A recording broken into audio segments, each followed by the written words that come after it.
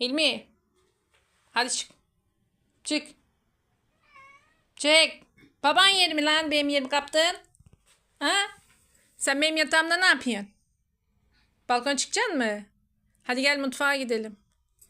Gel mutfağa gidelim. Mutfağa karıştıralım. Ne var ne yok. Gidelim mi? Hadi gel. Hadi gel. Oğlum. Pişt. Bir geliyorsun gidiyorsun. Bir geliyorsun gidiyorsun. Bir geliyorsun gidiyorsun. Anlamadım ki ne yapmaya çalışıyor. Hadi gel. Hadi gel. Hadi gel. Ya tamam bakayım ben ya. Hadi gel. Sınıf gönderelim. Hilmi. Sınıf domatesleri sonra bir ben kesin. Hilmi. Sen elinde kan geliyor bizim bulan.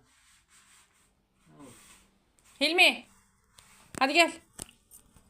Gel. Hadi gel ben gidiyorum. Hadi gel. Oy. Al. Hadi gel. Hadi balkona. Pişt. Balkona hadi.